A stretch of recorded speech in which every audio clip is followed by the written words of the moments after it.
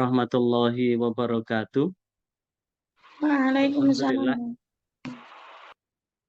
Allahumma sholli wa sallim wa barik ala sayyidina Muhammadi wa ala alihi wa ashabihi wa manir irtadah amma ba'd.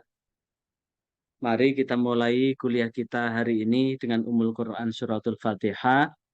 Mohon kepada Allah Subhanahu wa taala, mudah-mudahan Allah membukakan hati kita, pikiran kita untuk mampu memahami firman-firman Allah dalam mata kuliah Tafsir Ahkam untuk semester 2 Prodi Hukum Keluarga Islam Fakultas Agama Islam Universitas Sunan Giri Surabaya. Mudah-mudahan senantiasa dalam ridha Allah Subhanahu wa taala. Al-Fatihah. A'udzubillahi minasyaitonirrajim. Bismillahirrahmanirrahim. Alhamdulillahirabbil alamin arrahmanirrahim maliki yaumiddin. Iyyaka na'budu wa iyyaka nasta'in. Ihdinas siratal mustaqim. Siratal ladzina an'amta 'alaihim ghairil maghdubi 'alaihim waladdallin. Amin. Hari ini kita akan memahami ini materi kita saat ini akan membahas tentang mantuk ya. Mantuk ya. Makna literal teks yang eksplisit dan makna teks yang implisit serta harokiah nas ayat-ayat Al-Qur'an. Bahwa sesungguhnya Allah Subhanahu wa taala telah menurunkan Al-Qur'an. Sekali lagi, Allah Subhanahu wa taala telah menurunkan Al-Qur'an. Bentar ya. Saya lanjutkan. Bahwa Allah telah menurunkan Al-Qur'an buat kita adalah apa Al-Qur'an itu? Al-Qur'an ini adalah kalam Allah yang qadim, kalam Allah yang Allah turunkan. Jadi adanya Al-Qur'an adalah qadim. Sekali lagi Al-Qur'an adalah qadim. Ini amat berbeda dengan Mu'tazilah. Sekali lagi, Al-Quran adalah qadim, sangat berbeda dengan doktrin Mu'tazilah yang menyatakan bahwa Al-Quran itu adalah hudus, makhluk. Yang menyatakan Al-Quran itu diciptakan, padahal Al-Quran itu adalah qadim, kalam Allah yang qadim. Kalam Allah yang qadim itu berarti Al-Quran sudah ada sebelum manusia ada. Al-Quran ini adalah sebagai sumber landasan di dalam rangka melaksanakan hukum-hukum. Karena pada kesempatan kita ini adalah kita mempelajari tentang tafsir ahkam, kita mencoba menggali bahwa Al-Quran ini sebagai landasan hukum.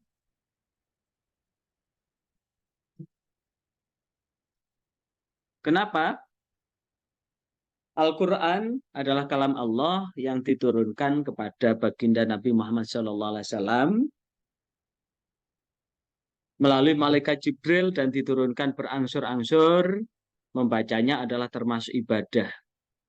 Al-Quran ini adalah landasan syariah, landasan fikih, landasan hukum di dalam rangka untuk melaksanakan wa ma khalaqtul jinna wal insa illa liya'budun.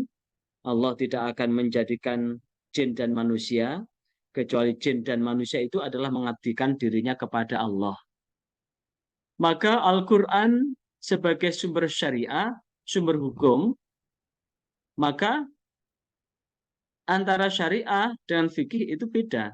Apa itu syariah? Syariah itu bersumber dari Al-Qur'an maupun hadis, sementara fikih ini adalah sumber dari pemikiran ulama, ijtihad ulama. Dan syariat adalah sesuatu yang bersifat langgeng. Apa yang ada di dalam Al-Quran itu langgeng. Apa yang di dalam hadis itu langgeng. Tapi kalau sudah ditarik hukumnya, fikihnya, maka ini ada ilat, ada maqasid syar'inya, maksud syar'inya, yang kemudian di situ ada hubungannya dengan kemampuan manusia untuk mengejawantahkan hukum-hukum itu. Maka tafsir ahkam ini adalah kita mencoba memahami bahwa apa yang ada di dalam Al-Qur'an,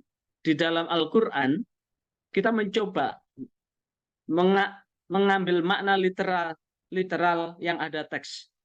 Secara tekstual itu bagaimana ayat-ayat Al-Qur'an itu.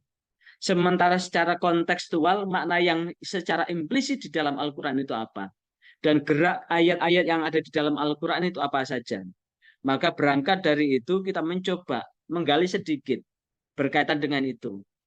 Maka Al-Quran ini ada hubungannya dengan apa yang tertuang di dalam syariah, hukum-hukum Islam, tertuang dalam fikih yang sudah digali oleh para fuqaha. Syariat ini sebagai sesuatu yang bersumber dari nas, yang tidak akan berubah.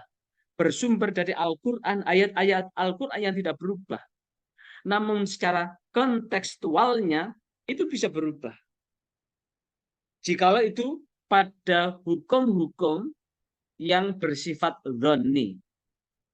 Hukum-hukum yang bersifat dengan apa yang ada dalam hubungannya dengan situasi kehidupan. Yang berubah dan bergeser mengikuti perkembangan dan situasi kondisi adalah hasil dari interpretasi fuqaha. Pemikiran dari menerjemahkan apa yang ada di nas itu. Karena apa? Persoalan-persoalan yang dihadapi oleh umat kekinian itu ada sesuatu yang baru yang secara tekstualnya itu tidak tersebutkan di dalam Al-Quran. Contoh, kita berbicara tentang bayi tabung.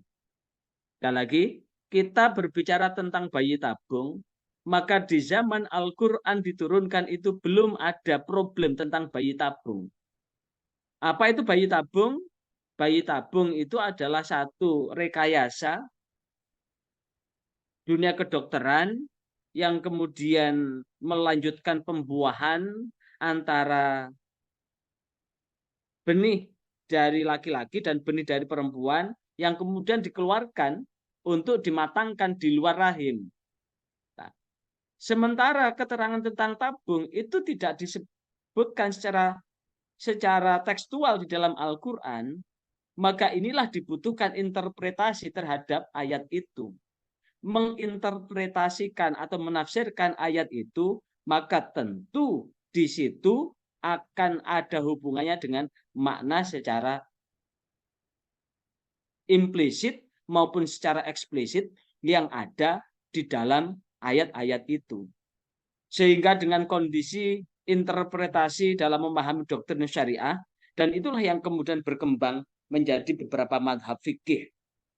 Sekali lagi, itu yang kemudian yang berkembang dalam beberapa madhab fikih. Dan fikih ini merupakan hasil kajian ulama, maka dalam mempelajarinya pun diperlukan pendekatan kritis dengan menggunakan metode pengkajian yang sudah mapan. Dengan kata lain, apa yang terdapat dalam kitab-kitab fikih itu tidak mesti harus dijabarkan tanpa memperhatikan kesesuaian situasi dan kondisi kapan, di mana kitab fikih itu disusun, serta kapan dan di mana akan diterapkan. Maka contoh ini berbicara dengan wa in kuntum maridun au ala safarin fa'iddatum min ayyamin ukhar yang ada hubungannya dengan puasa kita. Wa in kuntum maridun au ala safarin fa'iddatum min ayyamin ukhar di dalam Al-Qur'an surah Al-Baqarah ayat 184 juga diulang lagi di ayat 185. Maka kesesuaian kondisi menerapkan wa in kuntum maridun au ala safarin fa'iddatum min ayyamin ukhar, terutama ala safarin dalam bepergian.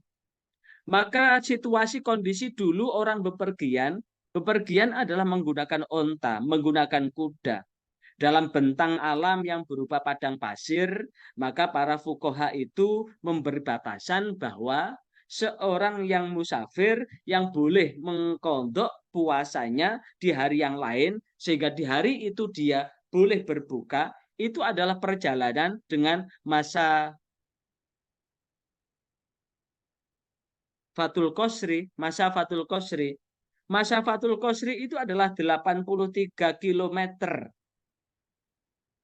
tentu berbicara perjalanan seorang musafir 83 km itu akan berbeda dengan perjalanan seorang musafir 83 km saat ini.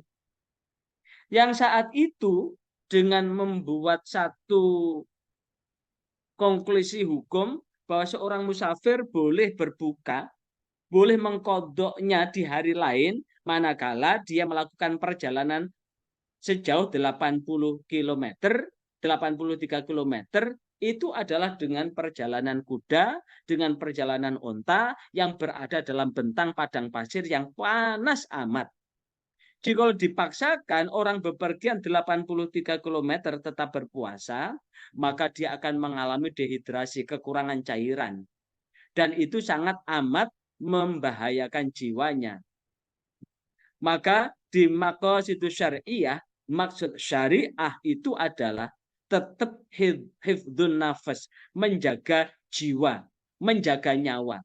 Maka dalam rangka menjaga nyawa, agar tidak melayang nyawanya, maka dia boleh berbuka, boleh makan, boleh minum, agar apa? Dia tidak mengalami dehidrasi yang kemudian menyebabkan hilangnya nyawa. Maka tentu konteks yang seperti itu amat sangat berbeda dengan kondisi sekarang.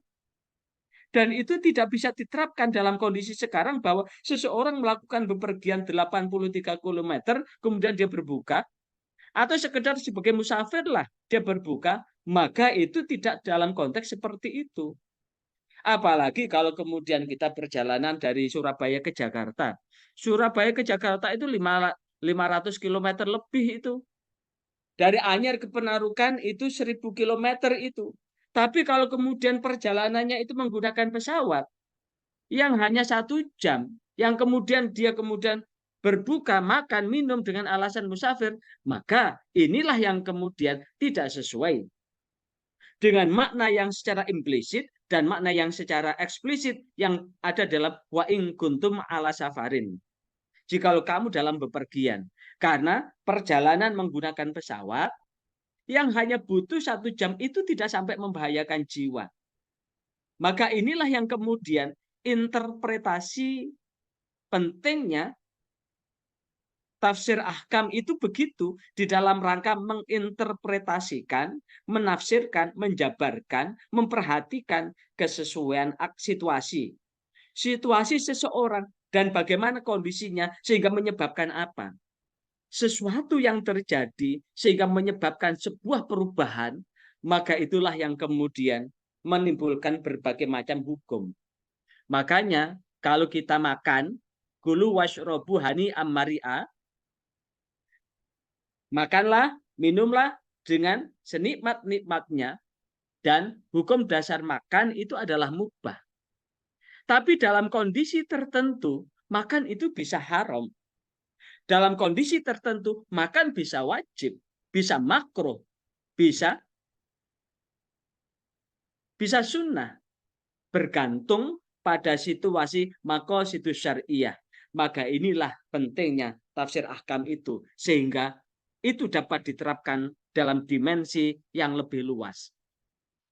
Maka syariat dan fikih yang dalam hal ini dalam rangka mengejawantahkan ayat-ayat Al-Quran mempunyai ruang lingkup yang berbeda-beda, di mana ruang lingkup itu seperti yang diungkapkan oleh Al-Zahabi, sehingga syariah, hukum-hukum, ayat-ayat ahkam, sekali lagi, ayat-ayat ahkam yang kemudian masuk dalam konteks tafsir ahkam, yang di situ ada di dalam syariah, maka itu hal yang bersifat syariah yang tidak berubah. Sekali lagi, dalam konteks syariah yang tidak berubah, itu adalah menyangkut hukum i'tiqadiyah. Rukun iman kita sampai kapanpun, sampai kiamat tidak akan berubah. Sekali lagi, rukun iman i'tiqadiyah sampai kapanpun tidak akan berubah. Rukun iman yang nomor 1 tetap iman kepada Allah. Percaya tiada Tuhan yang berhak disembah kecuali Allah. Allah itu wujud, baik itu sifat maupun zatnya. Allah maha kuasa, Allah wujud, qidam baqa, mukhalafatulil hawadith. Itu yakin secara i'tiqadiyah rukun Islam, rukun iman yang pertama adalah percaya kepada Allah. Rukun iman yang kedua sampai kiamat pun tetap percaya pada malaikat-malaikat Allah. Rukun iman yang ketiga sampai kiamat pun percaya pada kitab-kitab Allah. Rukun iman yang keempat percaya pada Rasul-Rasul Allah. Rukun iman yang kelima adalah percaya pada hari kiamat. Rukun iman yang keenam adalah percaya pada qada dan qadar, dan itu tidak berubah karena itu adalah hal-hal yang berkenaan dengan akidah dan kepercayaan yang menyangkut rukun iman yang 6. Kemudian hukum-hukum amaliyah yang bersifat mahdhah seperti hukum sholat, hukum puasa, hukum zakat, hukum haji. Secara azimah sholat 5 waktu adalah wajib. Puasa Ramadan secara azimah adalah wajib.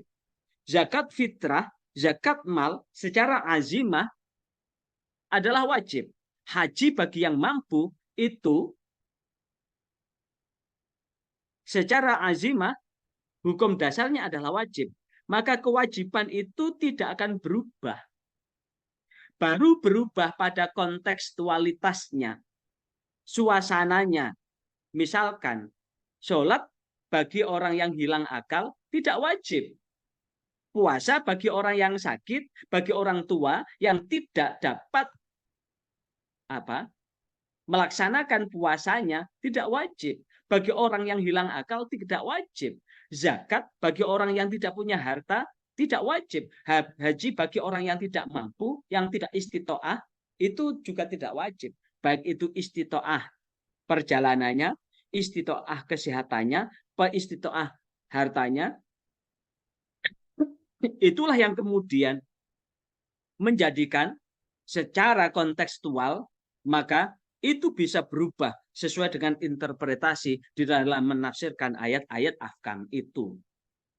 Kemudian hukum-hukum amaliyah muamalah seperti jual beli, perkawinan, kewarisan, pencurian, itu secara azimah ya tetap tidak akan berubah. Namun yang berubah adalah dalam sisi fikihnya. Mengkaji hukumnya, itulah yang kemudian akan berubah secara kontekstual. Perubahan itulah yang kemudian pentingnya tafsir ahkam itu. Tafsir ahkam itu adalah dalam rangka menggali sisi-sisi itu. Sisi-sisi apa? Sisi-sisi kontekstualitasnya. Pemaknaan terhadap ayat itu. Sehingga ayat itu, karena bagaimanapun Allah itu menghendaki yuridu bikumul yusra wala yuridu bikumul usra.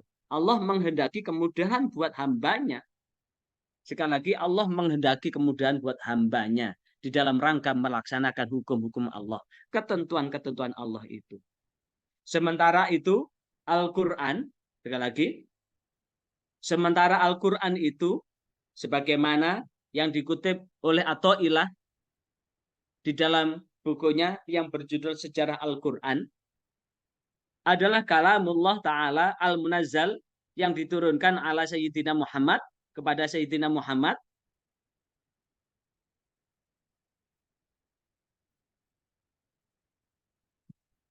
yang diturunkan kepada Sayyidina Muhammad. Ini sebentar.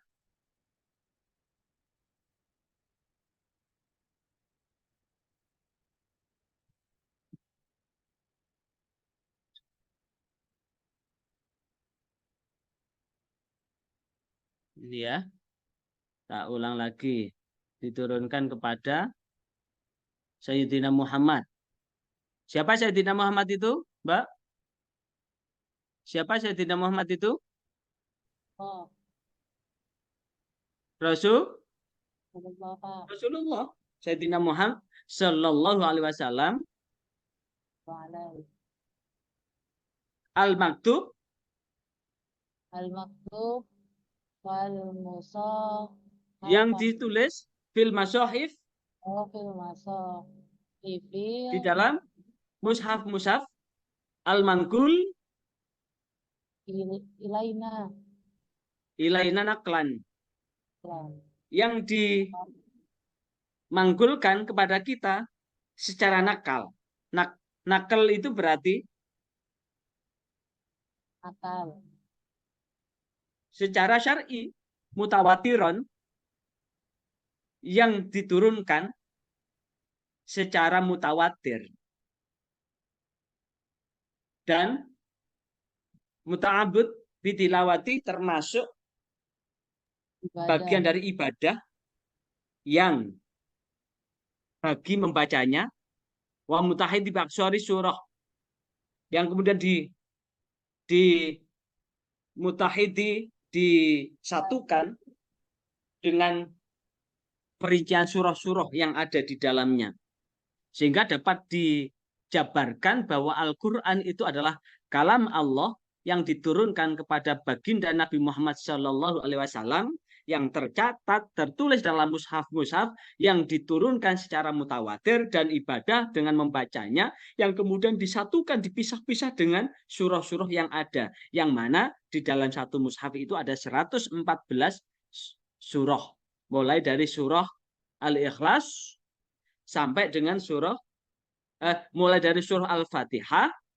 Saya ulang lagi, mulai dari surah Al-Fatihah sampai surah An-Nas, sehingga Al-Quran itu dibagi dalam 30 juz, terdiri dari 6.326 ayat atau 114 surah, terdiri dari 74.437 kalimat atau 325.345 huruf, itu diturunkan dalam 2 periode, yaitu di Mekah, periode Mekah, dan di Madinah, periode Madinah, dalam kurun waktu 22 tahun, 2 bulan, 22 hari, terhitung sejak tanggal 17 Ramadan tahun 41 dari kelahiran Rasulullah SAW. Sampai dengan turunnya ayat yang terakhir tanggal 9 Dzulhijjah tahun ke-63 dari usia Rasulullah Muhammad SAW atau tahun 10 Hijriyah. Surah atau ayat yang diturunkan di Madinah itu disebut dengan surah Makkiyah, sedangkan surah yang diturunkan di Madinah disebut dengan Madaniyah. Jadi surah Makkiyah itu adalah surah yang diturunkan sebelum Rasulullah Muhammad SAW hijrah ke Madinah, sementara surah Madaniyah adalah surah yang diturunkan setelah Rasulullah hijrah di Madinah. Walaupun saat Rasulullah menerima itu ada di Mekah, tapi kalau itu kemudian diterima setelah Rasulullah hijrah ke Madinah, maka itu hukumnya termasuk surah Madaniyah. Maka inilah yang kemudian Al-Quran ini telah menjadi sumber hukum utama. Sebagai sumber hukum yang utama itu, Allah sendiri sudah menegaskan di dalam Al-Quran surah An-Nisa ayat 59. A'udzubillahi minasyaitonirrajim. Ya ayyuhalladzina amanu atiullah wa atiur rasula wa ulil amri minkum. Hai orang-orang yang beriman, taatlah kepada Allah, taatlah kepada Rasul Allah, dan ulil amri minkum, pemegang perkara di antara kamu. Tapi ingat, fa in tanaza'tum fi syai'in, jikalau kamu berselisih dalam satu hal, farudduhu ilallahi war rasul. Tetap Allah memerintahkan kembalikan kepada Allah dan Rasulnya. In kuntum tu'minuna billahi wal yawmil akhir, jikalau kamu beriman kepada Allah dan hari akhir. Dzalika khairu ahsanu ta'wila, dan itu adalah lebih baik dan sebaik-baiknya takwil. Maka jikalau kemudian tidak mendapatkan apa yang ada di dalam Al-Qur'an dan apa di dalam sunnah Rasul, maka tetap mencari di dalam Al-Quran, mencari di dalam hadis Nabi, sehingga disitulah kemudian ada namanya interpretasi. Menginterpretasikan itu adalah dengan mentakwilkan, mengkiaskan. Contoh tadi tentang bayi tabung. Bagaimana hukum bayi tabung? Di mana di dalam Al-Quran tentang bayi tabung itu tidak disebutkan kata-kata bayi tabung. Tentang narkoba, tentang membuka aurat ketika keperluan untuk berobat, itu juga secara tertulis di dalam hadis maupun tertulis di dalam Al-Quran itu tak tersebutkan begitu. Tapi ketika mengalami masalah seperti itu, tetap barudu ilallah wa rasul, kembali pada Al-Quran dan kembali pada hadis itu. Dan ini nanti sebentar lagi akan padam ya. Nanti diklik lagi di Zoom-nya ya untuk kembali lagi. Halo, Mbak Risma sama Mbak Saidah. Pak, Mbak Risma. Nggih, Pak. Nanti nanti tiba-tiba padam loh ya Zoom ini nanti ya. Kalau padam Nggih, diklik Pak. lagi Zoom-nya, kembali Oh, lagi. gitu. Karena kuliah kita 1,5 jam ya. Nggih, Lah, Pak. kata-kata di dalam Mukhtasar fi Tafsir, ringkasan tafsirnya adalah ya ayyuhalladzina amanu billah. Hai orang-orang yang beriman kepada Allah, wa tabu rasulahu dan mengikuti Rasulullah. Allah memerintahkan ati Allah, taatlah kepada Allah, ati'u rasulahu, taatlah kepada utusan Allah. Dengan apa? Biimtitsali ma amaro, dengan melaksanakan apa yang Allah perintahkan, wajtina bumanaha, dan menjauhi apa yang Allah larang. Wa atiu ulat ulatul umur, dan taat kepada orang yang diserai perkara malam yakmuru, selama mereka itu tidak memerintahkan bimaksiatin, selama mereka tidak memerintahkan untuk maksiat. Kalau ulil amri itu maksiat, ngajak curang, ngajak berbuat dosa, tidak wajib ditaati. Jadi ulil amri itu tetap wajib ditaati selama tidak mengajak untuk maksiat. Dan di situ fa in ikhtalaftum, lan lamun sulaya sapa sira kabeh fi syai'in dalem sawiji-wiji perkara, farju mongko bali sira kabeh fihi, dalam masalah itu ila kitabillah, pada kitab Allah, pada Al-Qur'an, wasunati nabi, dan sunnah atau sunnah nabi, baik itu kaulan ucapannya, fi'lan perbuatan, takriron pengakuan, au himmatin himati atau cita-citanya dari Rasulullah Muhammad SAW. Dan itu ing kuntum lamun ono sapa sira kabeh ikut minu napa do iman sapa sira kabeh bila kelawan Allah wal yaumil akhir lan dina kiamat, dalika utawi mengko menutu rujuk ila kitabillah, balik nang kitab Allah wa sunatin khairum min tamati fi hilafin, itu lebih baik daripada berkutat pada perselisihan, baik itu dengan kaul maupun dengan apa, kaul birra'yi, dengan pendapat-pendapat yang tidak didasarkan pada Al-Quran dan hadis. Dan wa asanu akibatul lakum, dan itu jikalau kembali pada Al-Quran dan sunnah Rasul, itu akan menghasilkan yang terbaik buat hidup dan kehidupan kita. Kemudian berkaitan dengan itulah yang kemudian pentingnya interpretasi itu ya dalam hal itu. Dalam rangka apa? Ini, dalam rangka ini memahami makna tekstual secara implisit, al-mantuk bi, makna teks secara implisit dan gerak teks itu dalam rangka itu. Nah, sisi Al-Quran itu maka itu sudah secara mujmal global, Al-Quran sudah menerangkan hal-hal yang berkaitan dengan itu. Itu dari saya. Ada pertanyaan Mbak Saidah, Mbak Risma? Oke, pada kesempatan ini, jadi intinya bahwa pentingnya memahami, karena di ayat itu ada teksnya, teks, ada konteks. Dan untuk kontekstual itu harus ada beberapa piranti yang memang harus dipahami. Apa? Di antaranya asbabun nuzul, sebab-sebab turunnya ayat itu. Contoh ini Mbak ya. Di dalam Al-Qur'an kan ada perintah yudni namin jala bibihinna, untuk memanjangkan kainnya ke dada. Asbabun nuzul dari ayat itu adalah sebelum Allah menurunkan ayat itu, Rasulullah bertemu dengan perempuan yang terbuka kelihatan auratnya, sehingga Rasulullah ada sedikit syahwat. Maka kemudian Allah mengingatkan itu, sekaligus mengingatkan perempuan yang menjadi penyebab itu. Di antaranya sumber seseorang itu membuat laki-laki yang bukan muhrimnya itu tertarik apa? Apa yang ada di dada. Sehingga supaya dadanya itu tidak dilihat orang, maka Allah memerintahkan untuk memanjangkan kainnya ke dada dengan harapan dadanya tertutup oleh kain. Maka prinsip menutup aurat itu adalah tidak menimbulkan afat, musibah, maksiat pada orang lain maupun pada dirinya.